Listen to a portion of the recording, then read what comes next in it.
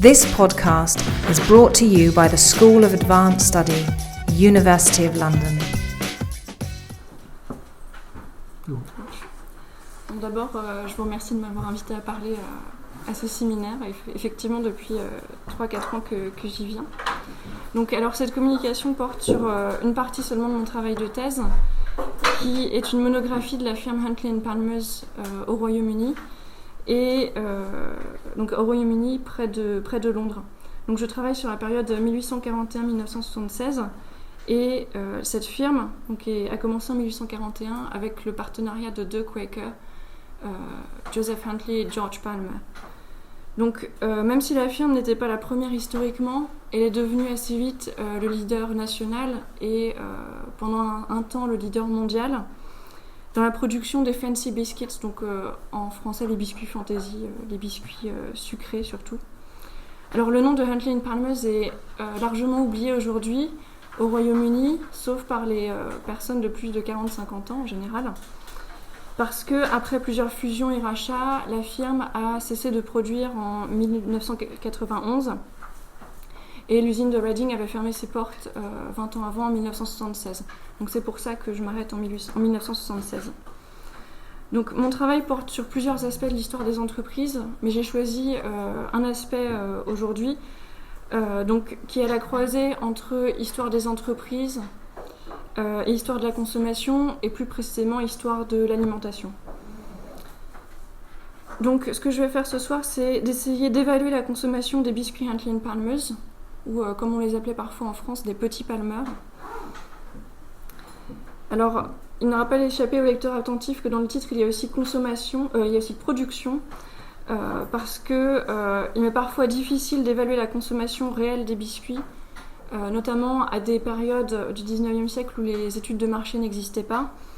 Et pour la période plus récente du 20e siècle, j'ai du mal à évaluer cette consommation parce que les archives déposées à la firme ont été limitées. En fait, la firme a maintenu un embargo sur les périodes plus récentes. Donc je manque parfois de données pour évaluer cette consommation. Donc, c'est l'étude de la production quantitative et qualitative qui va aussi me permettre de parler de consommation et de nous renseigner sur le public susceptible d'acheter et de manger ces biscuits. Et j'utilise aussi comme source la publicité, les visuels qui donnent des indications supplémentaires. Alors, en examinant mes sources, j'ai plusieurs questions sur la consommation qui sont apparues. D'abord, qui mange les biscuits, quand on les mange et dans quel contexte ? Depuis quand fait-on des biscuits ?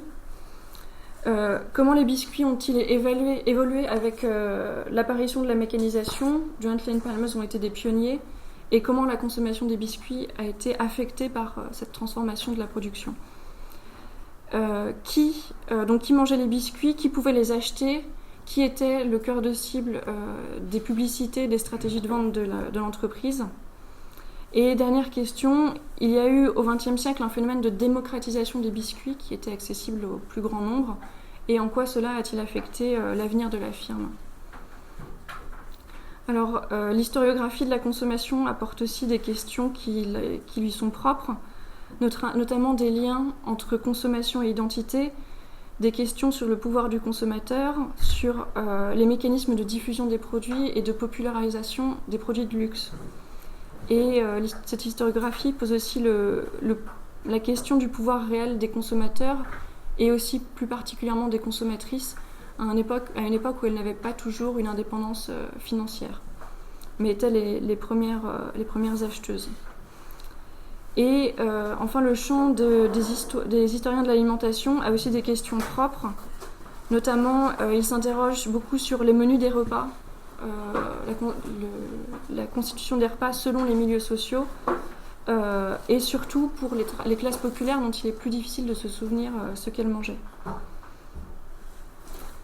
Alors pour tenter de répondre à ces questions, je vais organiser ma communication en deux parties. D'abord, examiner la production des biscuits Huntley & Palmers et les indices qu'elle nous donne, et ensuite passer à la consommation à proprement parler.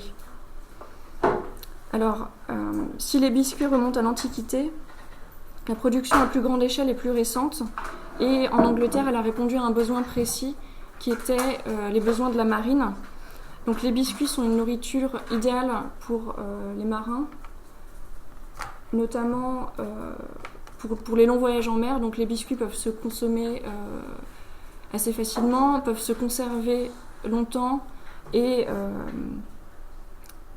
peuvent être produits à l'avance. Et certains biscuits, en fait, si on les trempait dans du liquide comme de l'eau, pouvaient retrouver une consistance proche du pain. Alors au XVIIIe siècle en Angleterre, on trouve des sites de production encore pré-industriels et surtout dans les ports, puisque c'est de là que les bateaux partaient.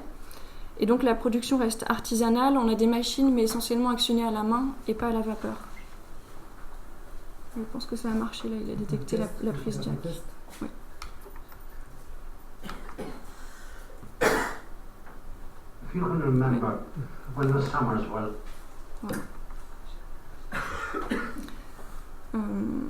alors, la machine à vapeur ne va être introduite qu'au XIXe siècle, en 1832, dans une fabrique militaire de biscuits de mer. Donc, ces biscuits pour marins, on les appelait les ship biscuits ou biscuits de mer.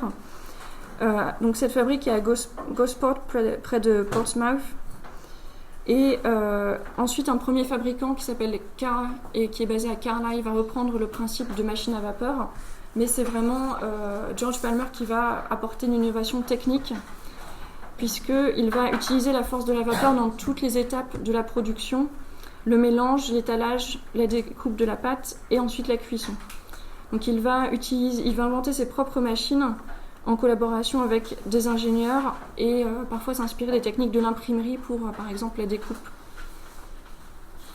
Alors la production industrielle a été d'abord motivée par le besoin de la production en masse de biscuits pour marins, mais les fabricants de biscuits fantaisie comme Huntley & Palmers vont au contraire en produire à grande échelle des biscuits que les clients achèteront par goût, des biscuits surtout sucrés, par luxe. Donc les deux produits ont une vocation et une conception bien différentes. D'un côté, on a les biscuits de mer qui contiennent peu de matière grasse, peu de matière périssable, moins de sucre, et de l'autre côté, les biscuits fantaisie qui se conservent moins longtemps, mais qui sont plus riches en goût et plus attractifs pour les consommateurs. Alors Huntley & Palmers ne produira que des biscuits fantaisie, sauf pendant les périodes de guerre où il produira des biscuits pour l'armée. Au XIXe siècle, Huntley & Palmers va augmenter sa capacité de production. Donc, la firme est fondée en 1841 et une usine est ouverte en 1846 et il y a des agrandissements successifs. Dès le début, on a des chaînes de production différentes pour les différents types de biscuits, selon les différents types de pâtes. On a besoin de machines différentes pour les mélanger et les découper, les faire cuire. Et là où George Palmer va vraiment va innover, ça va être aussi sur le fait qu'il va transformer la production en un processus continu avec ce qu'on appelle le travelling oven, donc un four anglais ou un four continu qui permet de cuire les biscuits et d'éviter d'avoir des manipulations à faire à la sortie de la découpe et à la sortie du four. Alors au fur et à mesure des agrandissements, la production va se spécialiser sur des sites différents dans l'usine. On va avoir un bâtiment spécialisé pour les biscuits qui s'appelle les Rusks. Ça va être la Rusk Factory, on aura la Chocolate Factory. Quand le chocolat va faire son apparition, on va avoir le département des gaufrettes, etc. Donc cette diversité laisse déjà présager des coûts de production assez importants et qui sont difficiles à rationaliser avec tant de biscuits différents, et j'y reviendrai plus tard. Alors, à la fin du XIXe siècle, l'usine a envahi toute la surface au sol du terrain alloué. Elle est limitée par la ville qui a grandi autour, donc par un axe de circulation, par la voie ferrée au nord surtout, et par le quartier ouvrier à l'est. En termes de bilan, une décennie à peu près après son ouverture, l'usine est déjà la plus grande d'Angleterre et la firme va devenir le premier producteur mondial avant d'être dépassée par la société américaine Nabisco, donc National Biscuit Company.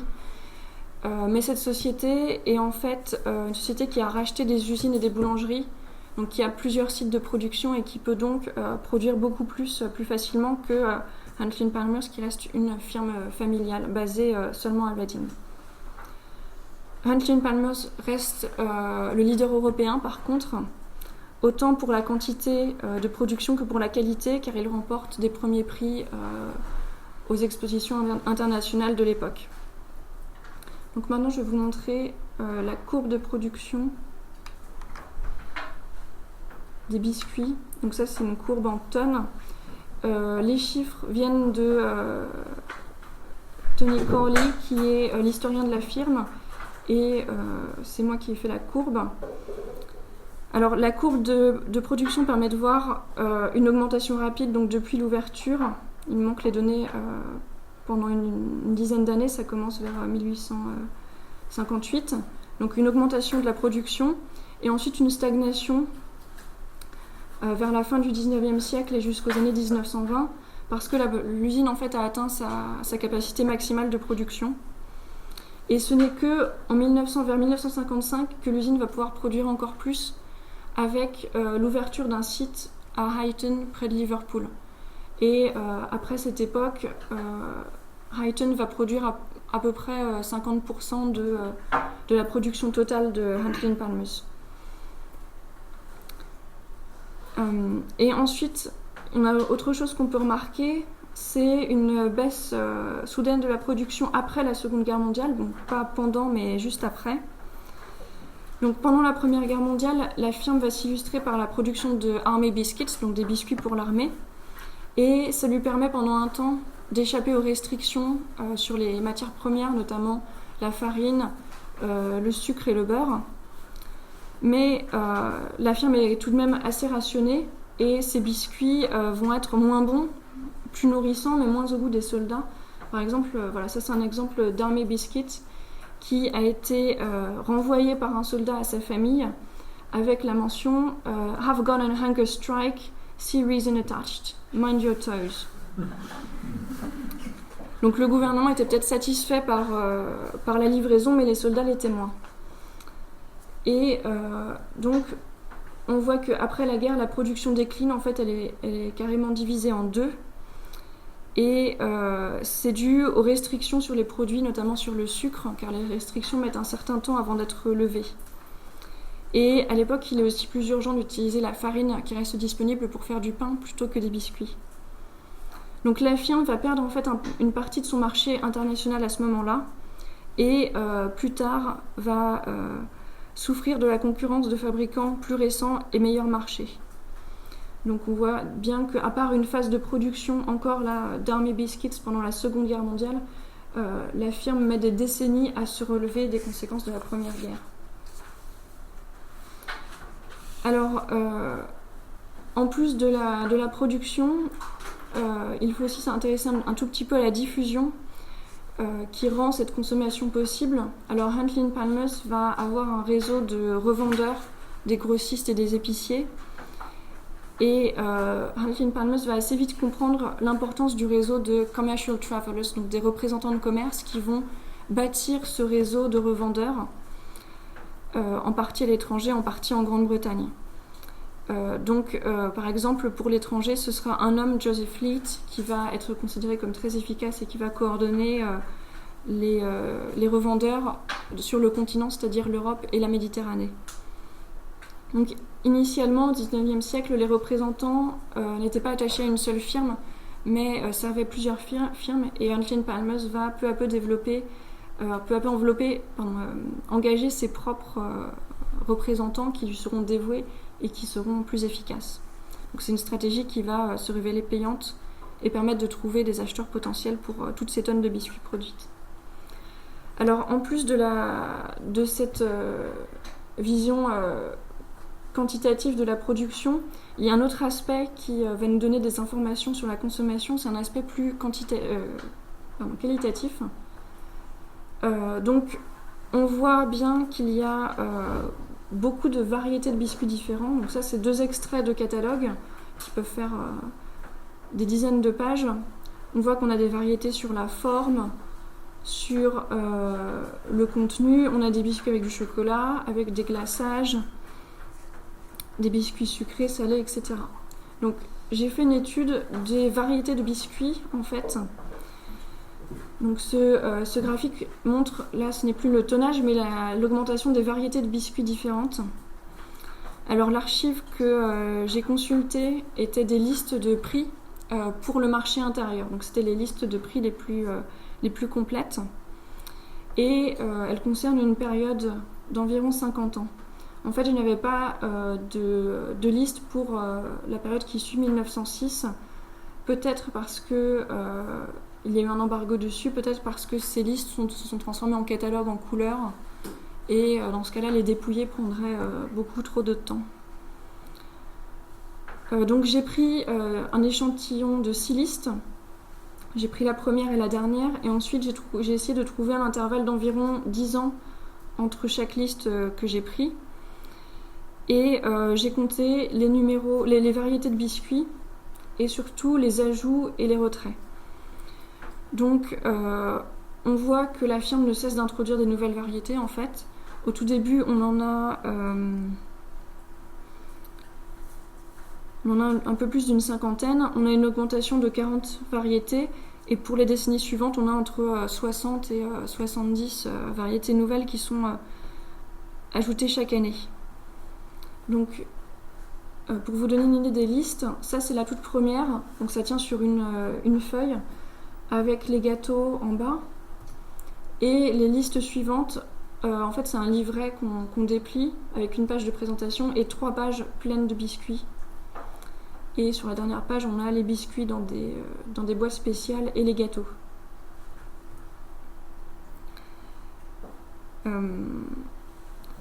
Donc le dépouillage a demandé de faire assez attention à classer les gâteaux dans une catégorie différente et à faire attention au nom des biscuits. Il y en a certains qui changent de nom ou qui sont placés différemment sur la liste selon les décennies qui sont consultées.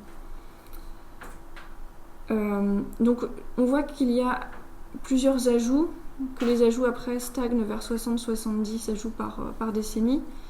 Par contre, le nombre de retraits est quasiment inexistant jusque dans les années 1890-1900. C'est que à partir de 1898 qu'on a des retraits vraiment. Donc les 4 premières décennies, on retire seulement 1 à 3 biscuits des listes et après on passe à 30 et 43 retraits sur les 2 dernières décennies. Donc en fait, la firme ne s'inquiète pas vraiment des coûts de production élevés des biscuits qui ne marchent pas, qui ne sont pas achetés. Et la priorité de la firme, c'est de proposer un choix le plus complet aux consommateurs. Et en fait, elle s'enorgueillit même de proposer toute cette variété. Elle se vante de produire 400 biscuits différents au début du siècle. Alors moi, vous voyez que j'en ai trouvé plutôt 300, en vérité 297. Et la différence avec les chiffres officiels, ça peut tenir dans le fait que ces chiffres incluent les gâteaux. Donc les gâteaux sont en fait en rouge. Et elle inclut probablement elle compte probablement 2 fois les mêmes biscuits quand ils sont présentés sous forme d'assortiment. Donc pour gonfler les chiffres, on compte 2 fois les mêmes biscuits. Donc ces listes vont me permettre de faire une transition avec l'étude plus en détail de la consommation. Parce que si on observe les biscuits qui sont ajoutés ou retirés des listes, on peut voir lesquels étaient les plus populaires et lesquels étaient les moins. Donc dans ces ajouts, j'ai identifié 4 gros types d'ajouts différents, 4 stratégies en quelque sorte. Alors la première, c'est ce que j'appelle un phénomène de dérivation et c'est constaté sur plusieurs décennies, ce qui permet de penser que ce n'est vraiment pas un phénomène isolé. Donc, dans ce cas de dérivation, Huntley & Palmers va identifier un biscuit qui est populaire et va le dériver d'autres variétés. Donc, le nom va rester le même. Ce qui va changer, ça va être la forme, oval, small finger, et le parfum ou la consistance. Donc, par exemple, on a les gaufrettes ordinaires qui sont appelées wafers, qui sont déclinées sur 3 parfums en 1879. Ensuite, on en rajoute 3 et encore 1. Et ensuite, on renomme le groupe Sugar Wafers, parce qu'il y a 33 autres types de wafers dans le catalogue, avec lesquels il ne faut pas les confondre. Une deuxième tendance, c'est l'apparition soudaine de parfums particuliers. Donc c'est des ajouts en masse, encore une fois, qui se font dans le catalogue. Le plus important, c'est à la fin des années 1870, on a des biscuits au chocolat qui apparaissent. Les premières variétés, c'est les chocolate cream et theobromine, donc du nom latin du chocolat. Ensuite, en 1898, on a d'autres variétés. On a les Chocolate Fingers, Chocolate Ratafias, Chocolate Wafers Extra. Et la firme va aussi, encore une fois, prendre des biscuits populaires et rajouter un parfum chocolat. Et en fait, ce phénomène va suivre la diffusion du chocolat dans la société anglaise dans les années 1860-70. Et j'entends par là le chocolat sous forme solide, donc le eating chocolate, et pas le chocolat à boire. C'est en effet juste avant cette introduction du chocolat dans les biscuits que Cadbury va lancer sa période de choc sur la Cocoa Essence et que le chocolat va commencer à se répandre dans les classes, dans les différentes classes de la population. Alors les biscuits au chocolat étaient apparemment devenus assez vite les plus prisés, aussi les plus chers en fait. Et j'ai des témoignages d'ouvriers au XXe siècle qui disent que c'est une chance de travailler à la Chocolate Factory chez Huntley & Palmers et que certains chipent des biscuits pour les donner à leurs amis à la pause avec le thé. En 1879, on a aussi un autre parfum qui apparaît, noix de coco. Et plus tard, au début du XXe siècle, ce sont les biscuits salés, les crackers, qui vont faire leur apparition. Ensuite, le troisième phénomène d'apparition d'ajout en masse que j'ai observé, c'est l'ajout de biscuits français. En fait, on a des phénomènes de copie de biscuits d'autres firmes, mais c'est plus difficile à déceler quand ce sont des biscuits d'autres firmes britanniques. Et il faudrait une étude de la production de ces firmes pour le voir, alors que la copie de biscuits français est facile à déceler. Ce sont ceux qui ont des noms français souvent. Donc par exemple, on a en 1889 deux biscuits qui sont ajoutés, Boudoir et Demi-Lune. Et Demi-Lune était une création du français Olibet qui avait une usine à Tassin-la-Demi-Lune. Et en 1891, c'est le Petit Beurre qui est ajouté, donc création du français Olibet, déjà copié par Lefebvre-Utile, donc Lu. Et Olibet lui fait un procès à Lu qui le gagne, donc Lu peut copier le biscuit et ensuite ce sont les Anglais qui le copient. Donc l'industrie française en fait avait dans un premier temps copié la production britannique, puisque les Britanniques ont été les premiers à mécaniser la production, et ensuite ce sont les Britanniques qui vont copier les variétés françaises à succès. Donc on a un inversement du phénomène. Et ensuite la quatrième tendance et dernière tendance d'ajout, c'est plus anecdotique, c'est un ajout de variétés qui ont des noms d'événements, en fait, des variétés assez datées. Par exemple, on a la variété Albert, en mémoire du mariage de la reine. On a les Alexandra Nuts, pour le mariage d'Alexandra du Danemark au prince héritier. On a Jubilee pour le jubilé de la reine. Alors, cette pratique n'est pas réservée aux fabricants de biscuits, on les retrouve aussi dans d'autres produits. Par exemple, on a un dentifrice Alexandra, une Alexandra Oil. Et donc les fabricants de produits manufacturés tentent de les associer à une personnalité ou un événement pour pousser les clients à l'acheter. Donc, même s'il n'existait pas d'études de marché moderne à l'époque, on peut voir de ces évolutions, de ces innovations que Huntley & Palmers garde un œil sur l'évolution des goûts, écoute dans une certaine mesure les goûts des clients et notamment l'ajout des parfums différents qui sont plus populaires, l'ajout du chocolat, les phénomènes d'imitation de leurs concurrents montrent bien qu'ils suivent des modes de consommation, qu'ils les écoutent et ne font pas que essayer de lancer de nouvelles modes. Alors les innovations ne sont pas toujours payées de retour. Par exemple, on a des variétés nouvelles qui ont été supprimées en 1906. C'est plus souvent des variétés isolées. Et donc, on en retire que Huntley & Palmers appliquait la méthode qui s'appelle trial and error, donc essai-erreur, c'est-à-dire que les biscuits qui ne marchaient pas étaient retirés du catalogue. Le problème, c'est qu'ils l'ont pratiqué beaucoup trop tard et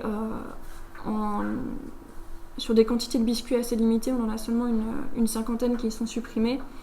Et donc les coûts de production en fait, de Huntley & Palmers restaient quand même énormes avec ces 500 variétés, ces 400 variétés. Alors, je viens d'évoquer des ingrédients coûteux, comme le chocolat, la noix de coco, et des goûts pour des biscuits français, ce qui laisse penser que les biscuits n'étaient pas à la portée de toutes les bourses, Et maintenant, je vais m'intéresser sur à qui pouvait acheter ces biscuits. Alors, dès sa création, la firme a mis l'accent sur la qualité. Là, vous avez des publicités du début de la firme avec des phrases telles que The attention of the public is respectfully requested on the following, et à chaque fois des mentions de la bonne réputation de la firme. Need only a trial to prove their superior quality. On a vraiment des phrases qui montrent que la firme est censée avoir une qualité vraiment supérieure. Donc ce n'est pas seulement un argument de vente universel, c'est aussi une caractéristique des firmes Quakers, et, ou du moins des firmes dont les directeurs restent en accord avec leurs principes religieux. Donc un des principes des Quakers, c'est de ne pas faire de profit en vendant aux consommateurs des mauvais produits. Et cette rigueur morale est particulièrement importante à une époque, dans la seconde moitié du 19e siècle, où on a des scandales alimentaires dus à des frelatages, des adultérations, donc food adulteration d'aliments. Donc c'est monnaie courante, on peut trouver du thé qui est dilué avec de l'herbe ou avec d'autres plantes, on peut trouver du lait dilué avec de l'eau, normalement, notamment pour le chocolat à boire, la poudre, parfois on trouve des matières minérales dans la poudre. Et comme chaque intermédiaire peut diluer pour rajouter de la quantité au produit et faire plus de bénéfices, ça peut devenir un vrai problème quand il ne sait pas ce qui a été rajouté plus tôt dans la chaîne en fait. Donc, exactement comme Cadbury l'a fait avec la Cocoa Essence, Huntley & Palmers va insister sur la qualité des produits, refuser de les frelater, de les diluer. Et c'est une des raisons qui font que ces biscuits sont chers, parce que la production est chère. Et notamment des ingrédients comme le cacao, la vanille sont chers.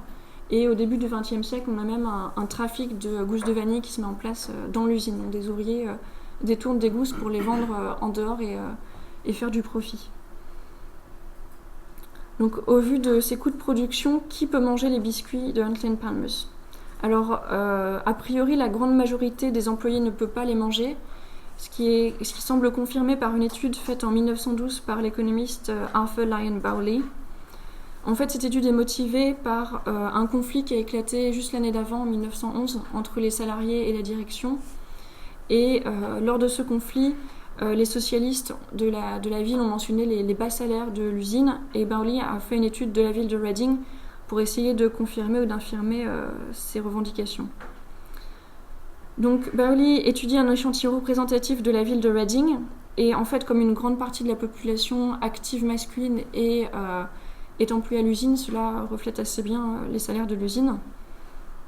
Donc Bowley va trouver des salaires particulièrement bas, avec une moyenne de 25 shillings par semaine pour les hommes de plus de 20 ans.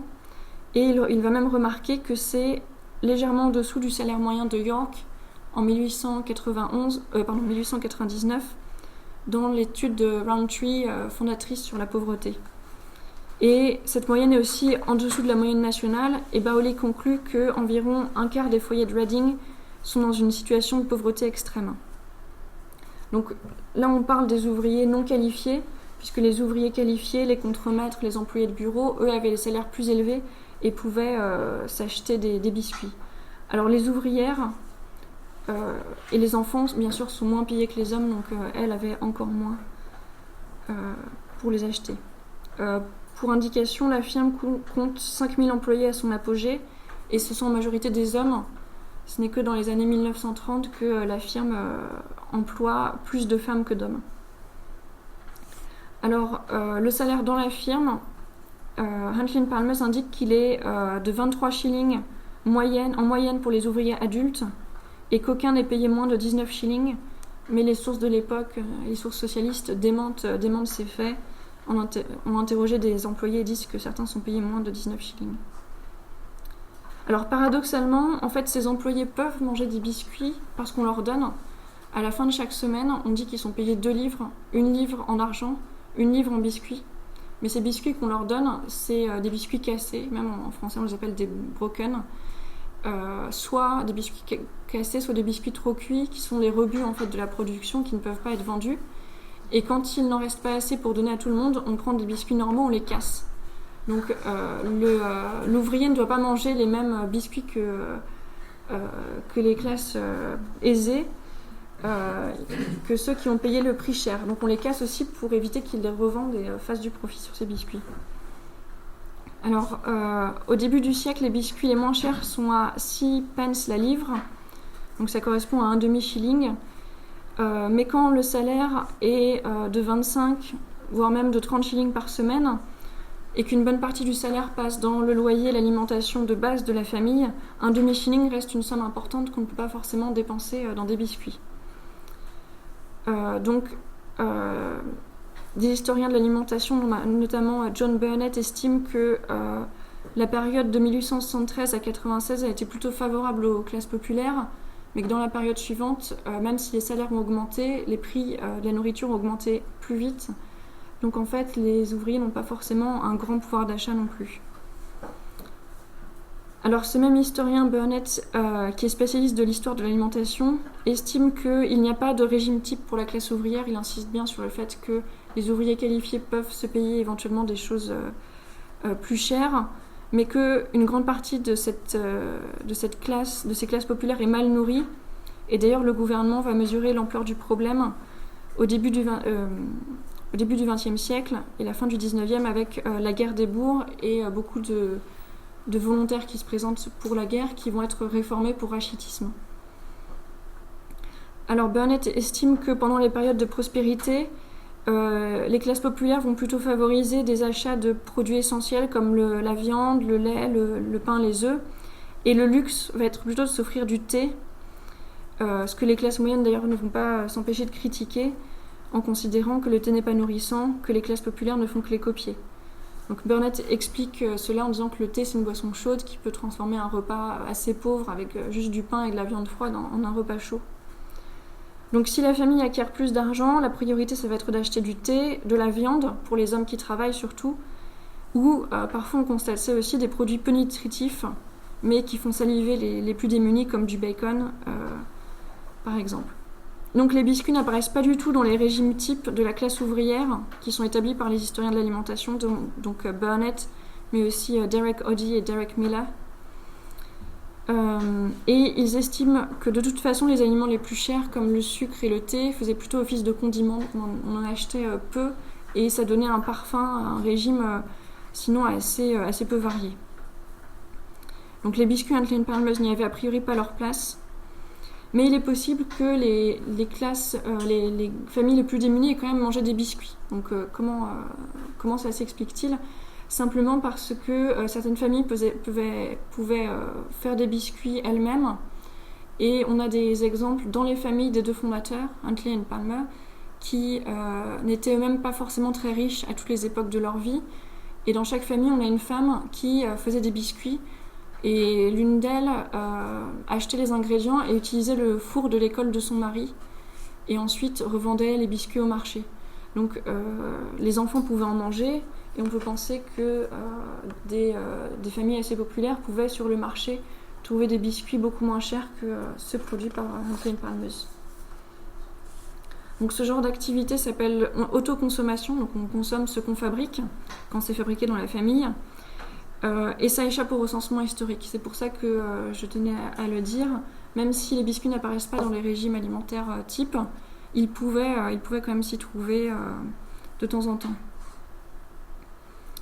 Alors, une fois l'identité de ces consommateurs mieux connue, je voudrais faire une parenthèse sur l'agency, le pouvoir de décision et d'action du consommateur, car la question est souvent posée par les historiens de la consommation. Par exemple, pour le chocolat Cadbury, on a observé à certaines époques un boycott du produit quand on a vu que le cacao utilisé était produit par une sorte d'esclavage. Alors pour Huntley & Palmers, je n'ai pas à ma connaissance de forte pression des consommateurs.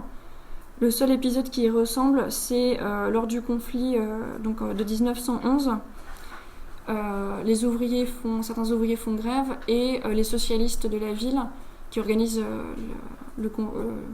la dispute essaye d'évoquer la possibilité d'un boycott des produits en alliant cela à une alliance avec les cheminots et les employés des transports pour empêcher d'acheminer la production. Donc les socialistes à ce moment-là tirent espoir des grèves des transports de l'été 1911, mais en fait le boycott va tomber à l'eau et n'est jamais mis en place. Donc après cette définition des consommateurs, de qui mange les biscuits, je vais m'intéresser à quand on les mange. Donc il semble avéré que ce sont les classes moyennes et supérieures qui sont les premiers consommateurs des biscuits Huntley & Palmers, et que ces consommateurs ne représentent que 20 à 30% de la population. Donc ce sont eux qui achètent surtout les variétés les plus luxueuses, notamment celles qui contiennent du chocolat, des fruits, de la vanille, ou ceux qui ont un mode de fabrication plus coûteux, par exemple les sponge cakes ou les biscuits avec des glaçages. Et l'entreprise va cultiver cette image de luxe, notamment en mettant en évidence le fait qu'elle fournit les familles royales d'Europe. Et cette segmentation en quelque sorte du marché va aussi se retrouver dans leur publicité. Donc là vous avez des cartes à collectionner. On voit bien que les personnages mis en scène sont des classes aisées. Vous avez le cabinet de la reine, vous avez le pique-nique à la plage et la fête des enfants. Et au passage, donc ces grosses boîtes carrées, ce n'étaient pas celles que les gens achetaient en général, c'était celles qui étaient vendues aux grossistes qui ensuite les servaient dans des sacs en papier. Il y avait seulement les grandes maisonnées qui achetaient des boîtes aussi grosses. Donc il reste à savoir donc, quand ces biscuits sont consommés, dans quel contexte. Alors aujourd'hui on pense que les biscuits sont réservés au snacking, donc à l'alimentation en dehors des repas, avec le thé, le café. À l'époque c'est assez différent. Alors on a d'abord une évolution des horaires des repas qui a fait que le petit déjeuner était consommé plus tôt, le repas du midi au même moment et le dîner plus tard, donc ça laissait un trou dans l'après-midi. Et pour faciliter l'attente donc, entre le midi et le soir, le thé a fait son apparition, c'est confirmé, et c'était le afternoon tea qui était différent du high tea. Donc on le pratiquait dans les maisons aisées. Dans les maisons aisées, on mangeait aussi les biscuits en dessert au repas du soir, et parfois, après le repas, lors des soirées, on les laissait sur une table en libre service pour les invités avec des boissons. Alors Huntley & Palmers vont profiter de ce contexte de consommation, notamment avec des biscuits qui s'appellent soirée, fête, cocktail. Et ils vont essayer de s'assurer que leurs biscuits sont sur les cartes des grands restaurants parisiens. Donc des biscuits dans un restaurant, on n'en voit pas forcément encore aujourd'hui. Ensuite, un autre contexte de consommation, ça va être les transports. Ça va être une occasion supplémentaire de consommer des biscuits puisqu'ils se conservent facilement et on peut les transporter facilement. Donc là, on a des chasseurs et un bateau. Donc là, le bateau nous ramène presque à l'histoire des biscuits de mer qui existait dans un premier temps à but utilitaire. Et d'ailleurs, initialement, Joseph Huntley, donc un des fondateurs de la firme, avait une boulangerie sur la route de Bath, de Londres à Bath. Donc, il vendait aussi des biscuits aux personnes des classes aisées qui allaient prendre les eaux ou en vacances à Bath. Alors, donc le biscuit peut être mangé en dehors de la maison aussi, et surtout en dehors des repas. Donc, on a un exemple dans un roman de Jane Austen. En fait, c'est le seul passage où elle évoque des biscuits. C'est dans Mansfield Park, où l'héroïne, qui a vécu chez sa tante et a acquis des goûts assez aristocratiques, va être déçue par les repas de sa famille et envoyer ses petits frères et sœurs acheter des biscuits et des bunches pour compenser les repas qu'elle trouve trop mauvais.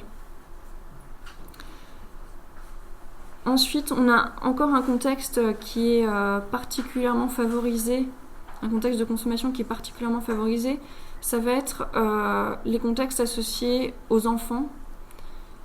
Donc c'est à la fois un contexte cible et un consommateur cible. Et donc notamment les repas des enfants. Donc là, vous avez les nursery biscuits. Huntley & Palmers produisait aussi une infant's food et une poudre de biscuits. Donc souvent à l'époque, les mères ne vont pas pouvoir ou ne pas vouloir allaiter. Et il n'existe pas et le lait de vache est peu digeste. Donc on nourrit très vite les enfants au pain et au beurre, ce qui n'est pas forcément la meilleure chose à faire. Donc ces biscuits peuvent être dilués dans du lait par exemple. Mais assez vite, les publicités vont aussi cibler des enfants plus âgés. Donc là on a des biscuits Little Folk et Alphabet qui sont plus à destination des enfants. On a cette publicité pour les Ginger Nuts qui vont rester un des produits phares de l'entreprise. Et une autre chose qui est assez importante, c'est l'association avec des boîtes. Donc certains biscuits sont produits pour les enfants et surtout on va les emballer dans des belles boîtes. Alors, et ces boîtes vont être notamment vendues à Noël en fait. C'est à Noël qu'on a les nouvelles variétés de boîtes qui apparaissent. Pendant une première période jusqu'aux années 1910, ces boîtes sont assez indifférenciées. On ne sait pas vraiment si elles sont pour les enfants ou pas, juste en les regardant. Mais dans les années 1920-30, vous avez des boîtes qui sont vraiment à destination des enfants. Et le but, c'est qu'après, elles soient utilisées comme jouets par les enfants. Et certains historiens expliquent cela par le fait qu'on voulait éviter d'acheter des jouets fabriqués par les Allemands, avec la montée des tensions entre ces deux pays. Donc on fabriquait des boîtes qui pouvaient ensuite faire office de jouets. Donc à ce moment-là, le client, l'acheteur, paye en fait la boîte qui coûte plus cher que les biscuits. D'ailleurs, ces boîtes peuvent contenir assez peu de biscuits et c'est la boîte qui devient le produit plus que le biscuit.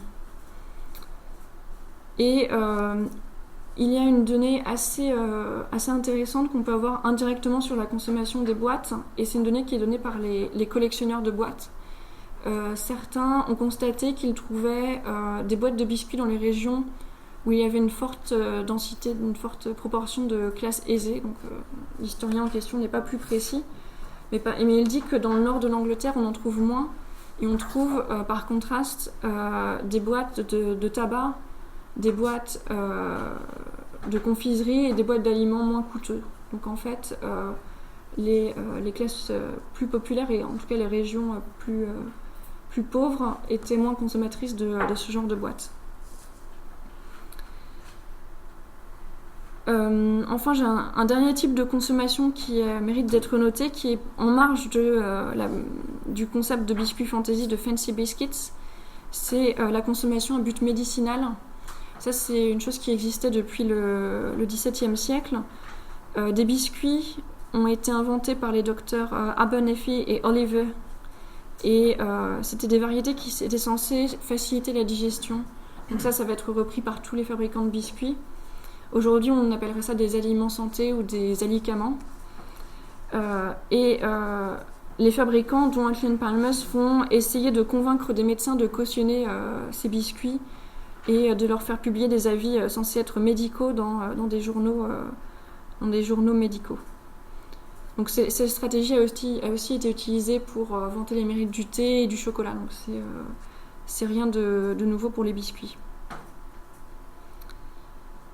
Alors, ces différents contextes et modes de consommation permettent de préciser qui mangeait les biscuits, mais pas nécessairement qui les achetait. Par exemple, les enfants pouvaient les manger, mais ce n'est pas eux qui achetaient les boîtes de biscuits qu'on leur offrait à Noël. Alors, même si on ne sait pas vraiment qui les achetait, on peut faire des déductions. Alors, dans les épiceries où les biscuits étaient vendus au poids, c'était probablement plus les femmes qui les achetaient, puisque c'est elles qui fréquentaient plus ces boutiques. D'ailleurs, on a une entreprise rivale qui s'appelait Pickfrin qui a lancé une opération de masse en envoyant des cartes assez mystérieuses à des consommatrices et ensuite en leur donnant un coupon pour avoir droit à un échantillon gratuit. Donc cette opération et plusieurs publicités laissent penser que les consommatrices étaient quand même visées en premier. Alors les publicités de Huntley & Palmers ne sont pas toujours explicitement genrées, mais on a souvent des enfants dans des situations de consommation, et quand on a des personnes adultes, c'est plus souvent des femmes quand même, comme sur la publicité Nursery. Alors dans les plus grandes maisonnées, les personnes qui achetaient les biscuits, donc dans des grosses caisses, c'était les personnes chargées de faire les courses. probablement sur les conseils du maître de maison. Et dans les plus grandes maisonnées encore, c'était donc le monarque en personne, dans les maisonnées royales. Et le monarque signait le brevet de fournisseur officiel. Et les fabricants de biscuits cherchaient avec assiduité à avoir un brevet et le mettaient ensuite en avant dans leur publicité. Donc si je parle de ces maisons royales et des grandes maisonnées, c'est aussi parce que cela me rappelle la théorie de la diffusion de certains produits en cascade, du haut vers le bas, qu'ont mentionné certains historiens de l'alimentation et de la consommation. Donc certains produits se diffuseraient depuis les classes aisées aux classes moyennes puis populaires, avec des phénomènes d'imitation en fait des classes supérieures. Donc peut-être que cela était vrai pour les biscuits de luxe comme Huntley & Palmer's, mais en tout cas il ne faut pas oublier qu'il y avait deux types de biscuits, donc les biscuits de luxe réservés pendant longtemps aux classes plus riches, et les biscuits faits à la maison par les plus pauvres. Dans ce phénomène de diffusion, on évoque parfois les domestiques comme des vecteurs de diffusion des produits, en fait, comme ils avaient accès à des produits plus chers chez leur maître. Et cela est vraiment intéressant. Ça m'a fait penser à un épisode de la série Downton Abbey, où justement, donc, même si ça n'a pas valeur de preuve historique, on a une des servantes, une des aides cuisinières qui nettoie la chambre d'une des filles de la maison et qui n'a pas mangé, et une autre des domestiques lui dit prends des biscuits dans la boîte, de toute façon il les mange jamais et on doit juste les changer chaque jour. Et en effet les historiens ont constaté qu'il y avait des phénomènes de vol, d'appropriation parfois de produits sucrés, de produits chers par les domestiques qui en profitaient. Donc même si l'épisode est tout à fait fictif, c'est quelque chose qui a pu se produire à l'époque. Ça explique bien que les domestiques puissent avoir aidé à diffuser ce genre de produits. Donc les fabricants de biscuits ont tenté d'encourager ces nouveaux contextes de consommation, de créer de nouvelles occasions, de nouveaux besoins. Donc encore une fois, je n'ai pas d'études de marché précises, mais il semble que ces nouveaux usages de consommation aient été adoptés parce qu'on voit les biscuits sur les menus des restaurants, on voit le nombre de ventes de boîtes à Noël, etc. Ensuite, il y a un type de consommation sur lequel je voulais attirer l'attention. Donc c'est en marge de tous ces autres modes. C'est des biscuits consommés par les Britanniques qui vivaient dans l'Empire. Donc en fait, Huntley & Palmer's exportait beaucoup de biscuits, notamment en France, mais ils avaient une publicité qui visait explicitement les Britanniques des colonies ou de l'Empire.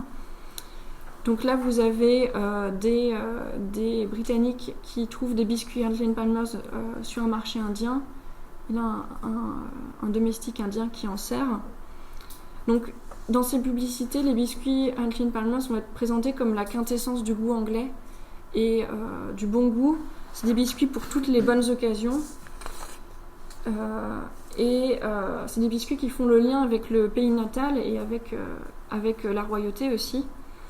Et donc ça permet d'oublier la distance alimentaire et la distance culturelle entre les Britanniques et les populations locales. Et dans d'autres publicités, les biscuits deviennent même des symboles de la civilisation britannique. Donc des vecteurs de la civilisation. Stanley les apporte à l'Emin Pacha, on les transporte à dos de chameau, à dos d'éléphant, on les décharge sur les rives du Nil. Et donc c'est dans ces contextes-là, les biscuits sont considérés vraiment comme vecteurs de civilisation. Alors, les modes de consommation que j'ai écrits dans mon exposé étaient plutôt propres au XIXe siècle et au début du XXe siècle, mais ils vont évoluer et même radicalement changer au XXe siècle, et cette évolution va appeler à terme le déclin de la marque Huntley & Palmer's. Donc les biscuits Huntley & Palmer's étaient restés les maîtres du marché britannique pendant des décennies, mais à la fin des années 1920, on avait vu sur la courbe que la firme avait du mal à relancer la production. Et c'est à cause des restrictions sur les ingrédients, sur les matières premières. Et c'est aussi parce que les grandes firmes historiques comme Huntley & Palmers, Carr's, Jacobs vont avoir à affronter des nouveaux venus qui vont produire des biscuits en meilleur marché. Donc les anciennes marques, les grandes firmes historiques ont ce qu'on appelle l'avantage du primo-accédant, donc first mover advantage, mais les nouvelles firmes vont avoir d'autres avantages. Donc ils vont profiter des apports technologiques, ils vont construire des usines qui seront tout de suite plus efficaces, alors que les autres usines commencent à vieillir, et ils vont surtout faire des économies d'échelle et proposer un nombre moins important de biscuits, mais à des prix beaucoup plus bas. Et c'est entre les deux guerres et surtout après la Seconde Guerre mondiale que les classes plus populaires vont avoir plus largement accès aux biscuits, qui ne seront plus des biscuits de luxe de fait. Donc, en termes de prix, avant la Seconde Guerre mondiale, le prix moyen des biscuits de luxe, c'est de 5 pence et demi la livre, et les concurrents moins chers sont à 2 pence et demi, donc la moitié du prix. Alors, Huntley & Palmers va essayer de contrer cette concurrence en formant des alliances avec d'autres entreprises, notamment Pickfreen. Ils forment Associated Biscuits Limited. Donc au début, c'est une simple entente. Et finalement, en 1982, ils vont être rachetés par le géant américain Nabisco, qui était le même qui les avait dépassés en termes de production et de vente. Donc au cours de ces alliances successives, en fait, Huntley & Palmers va perdre son autonomie et devenir seulement une marque au sein d'un grand groupe, ce qui explique qu'elle s'évanouisse au fur et à mesure. Donc en fait, Huntley & Palmers va s'adapter trop tard à l'élargissement du marché et même s'il propose des biscuits sous emballage individuel, sous emballage carton ou papier comme aujourd'hui, il le fait trop tard. Et un autre facteur qui va accélérer ce déclassement de la marque, c'est l'apparition des grandes surfaces. Donc avant, Huntley & Palmers et les autres fabricants vendaient chez des revendeurs, des petits épiciers, et fixaient des prix fixes en fait. Ils pouvaient sanctionner assez facilement les épiciers qui ne respectaient pas les prix fixes. Avec l'apparition des grandes surfaces, les revendeurs vont exiger des marges plus importantes et des réductions plus importantes, et les grandes firmes historiques vont avoir du mal à accepter des différences de prix et à accepter de les vendre moins cher. Donc Huntley & Palmers et les grands fabricants historiques vont plus lentement s'adapter à ces grandes surfaces, alors que les nouveaux producteurs le font plus facilement. Et Huntley & Palmers peut difficilement donc tenir une position de fabricant de biscuits de luxe, alors que d'autres produits sont proposés. C'est ce qui explique le déclin de la marque. Alors, donc la publicité que je voulais montrer, que vous avez entendue tout à l'heure, c'est une publicité qui date de 1981 et qui exprime bien en quelque sorte les défauts de la marque et le fait que ce sont des biscuits ancrés dans le passé.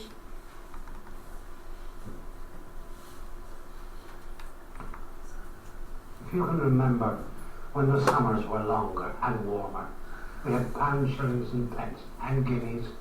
Listen to the wireless, not transistors. Went down to Devon on the old Great Western Railway. If you can remember any of this, then these Huntley & Palmer's Priory biscuits would take you back a bit. Priory from Huntley & Palmer, made with sultanas, honey, and a bit more care. I'd almost forgotten a biscuit could taste as good as this.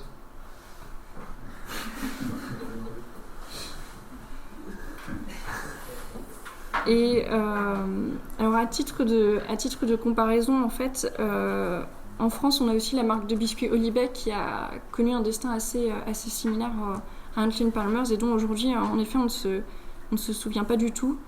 Donc c'est une marque, les deux marques sont devenues vieillies, s'éloignent trop tard du standard de biscuits de luxe, arrivent trop tard dans la production de masse, la consommation de masse, et souffrent de concurrence des rivaux plus jeunes. Donc pour Olivet, ça a été lu, et pour Huntley & Palmers, ça a été des équivalents anglais. Alors en guise de conclusion, je ferai un dernier commentaire sur les destins de la marque. Vous avez vu qu'avec la boîte, donc, que ces biscuits sont toujours produits. En fait, ils ont plutôt été à nouveau produits Donc la marque a été rachetée au groupe Danone qui avait fini par la posséder. Et donc Huntley & Palmers est dirigé par des managers qui viennent d'autres firmes du biscuit. Et la marque a été relancée en 2006. Et donc les biscuits qui sont proposés actuellement sont parfois des anciennes variétés remises au goût du jour, donc comme celle-là, mais aussi des biscuits à la mode, des cookies avec des parfums plus actuels. Et donc on trouve dans le catalogue aussi bien des biscuits bon marché que des biscuits plus luxueux comme ceux-là. Et la marque joue aujourd'hui sur le prestige passé, donc en remettant la date de fondation de la boulangerie de Joseph Huntley sur les boîtes, dans le design de son site internet, dans ses slogans. Alors, un de leurs produits phares, c'est celui-là, c'est le Chocolate Oliver. Donc il a une histoire assez intéressante sur laquelle je vais conclure. Donc à l'origine, c'est le biscuit du Dr Oliver de Bath qui est inventé au XVIIIe siècle pour faciliter la digestion. Donc un biscuit à but médicinal, un médicament. Et dans les années 1930, Huntley & Palmers le transforme en Chocolate Oliver. Donc c'est en fait un biscuit très très fin enrobé d'une grosse couche de chocolat noir. Et la marque va profiter de l'amour de John Lennon pour ce biscuit. Il paraît qu'il aurait un jour refusé d'être payé en argent et a demandé d'être payé en chocolate olives. Donc c'est ce qui est écrit sur la boîte et sur le site internet. Et donc apparemment le biscuit avait de nombreux adeptes qui ont été ravis de le trouver à nouveau en rayon. Donc on passe d'un biscuit à but médicinal à un biscuit qui est essentiellement du chocolat goût biscuit. Et donc ce produit est intéressant parce qu'il montre une transformation assez inattendue pour un tel produit. Je vous remercie de m'avoir écouté.